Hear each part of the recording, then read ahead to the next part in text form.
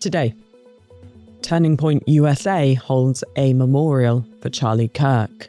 How Republicans hope to keep momentum going with young voters after his killing. A Saudi-Pakistan deal shows countries moving away from the US for security guarantees. Russia hosts the Intervision Song Contest, while Eurovision countries threaten a boycott over Israel. And Oktoberfest begins in Munich. It's Sunday, September 21st. This is Reuters World News, bringing you everything you need to know from the front lines in 10 minutes, 7 days a week. I'm Tara Oakes in London.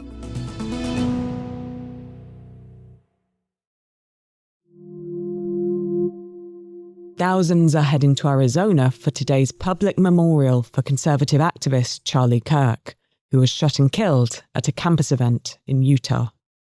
State Farm Stadium is bracing for a massive crowd, with tight security, overflow areas, and speeches expected from President Donald Trump, Vice President J.D. Vance, and other top Republicans.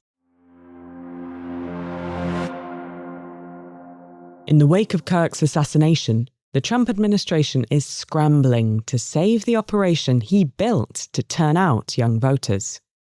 Kirk's widow, Erica, was unanimously elected the new CEO of Turning Point USA, founded to galvanize young voters to Republican causes. Trump says the demographic was crucial to him winning in 2024.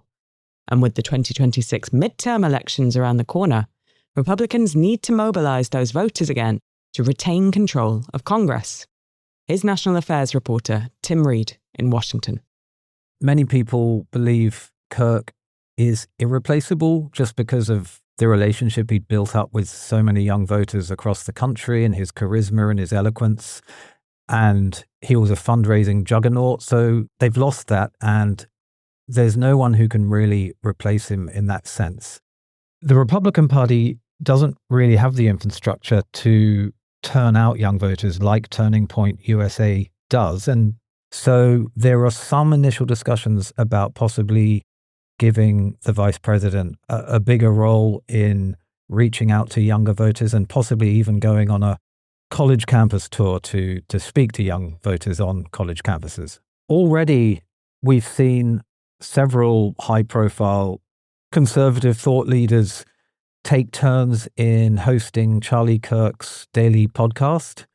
The Republicans currently control both chambers, but they don't want to lose control of either or both of them. And both parties see turning out young voters as an important element in who might control Congress next year. Israel is stepping up its assault on Gaza City, dismantling tunnels and booby-trapped buildings in attacks that have killed at least 60 people, according to Gazan officials. Most of Gaza City's population is sheltering in the central and western parts of the city, where Israel is positioned to advance. Israel's military says it's targeting Hamas strongholds. Hamas has warned that Israeli hostages are at risk, and both sides are trading blame over blocked aid routes.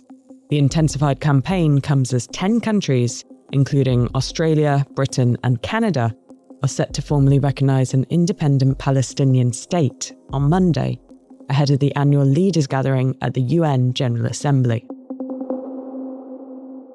Saudi Arabia and nuclear-armed Pakistan this week signed a mutual defence pact. Few details have been made public, but analysts say it could mean Riyadh will have a de facto nuclear shield under the agreement. Maher El-Dahan says the timing of the agreement is significant, coming during diplomatic upheaval in the Middle East and just months after a deadly India-Pakistan conflict. It's a sure sign that the Gulf is going to move in a lot of different directions to guarantee their security. And Pakistan, being the only Muslim majority nation with nuclear weapons, is what is bringing this agreement really into focus. With a senior Saudi official I spoke to, we asked a very direct question of what the agreement means in terms of nuclear weapons.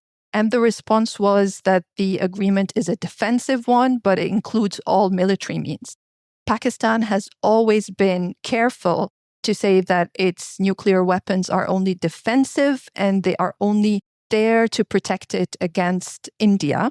We actually spoke to Pakistan's defense minister after the agreement, who told us that nuclear weapons were not on the radar of this pact. In the Middle East, much of the fear around nuclear has been from Israel, where it's in an ambiguous situation. It doesn't declare that it does actually have nuclear weapons, but it doesn't say anything about them.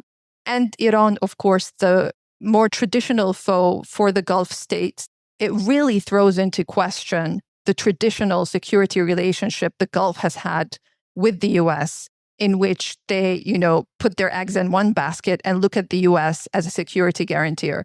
My bet is that many Gulf countries will start looking elsewhere now to diversify their defense arrangements.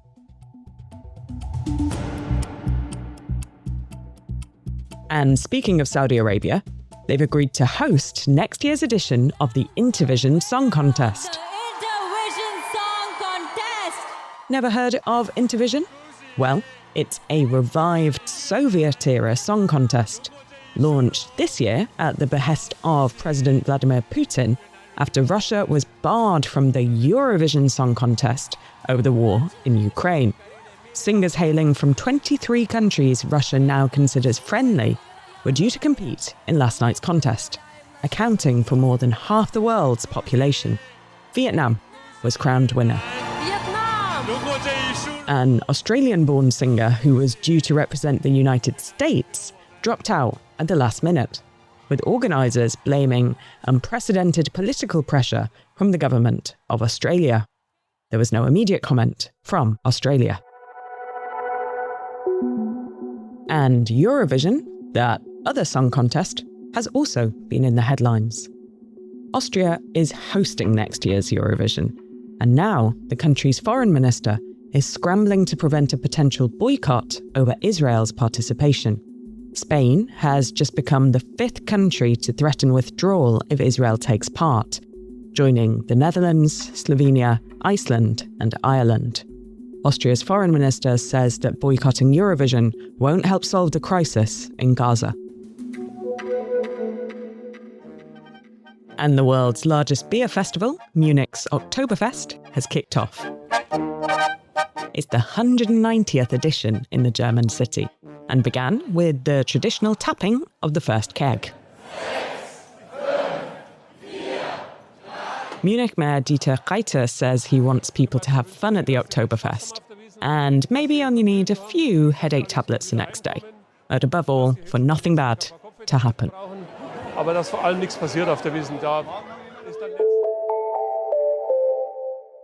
So, where exactly did humans get their taste for alcohol? A new study showing that chimpanzees are getting a little tipsy in the wild could offer insight. Our editor, Will Dunham, explains. It turns out that the fruit that they eat often is so ripe that it has begun to naturally ferment, and that leads to the presence of ethanol, the main type of alcohol found in our alcoholic beverages. On a daily basis, the chimps are getting roughly the same as in a standard alcoholic drink. And considering that chimps weigh about half of what people weigh, that would be like a chimp having 2 cocktails per day. The researchers say the findings have some implications for the understanding of human evolution, and it has something to do with what is called the drunken monkey hypothesis. The idea is that the human appetite for alcohol was inherited from our evolutionary ancestors. The researchers say the findings establish the evolutionary background for likely exposure to ethanol in the most recent common ancestor of humans and chimps.